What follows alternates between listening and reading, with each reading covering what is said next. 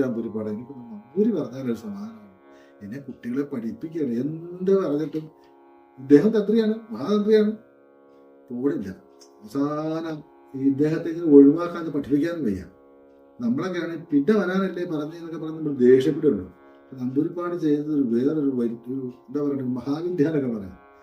ഏതായാലും കേൾക്കാം. അങ്ങേക്ക് ആദ്യത്തെ പഠനം മുതൽ അവസാനത്തെ പഠനം വരെ ഒരു അക്ഷരം പോലും, ഒരു ശ്ലോകം പോലും തെറ്റാതെ അങ്ങ് അറ്റം വരെ ബൈഹാർട്ട് ഹൃദയസ്ഥാണെന്നല്ലേ പറഞ്ഞത്.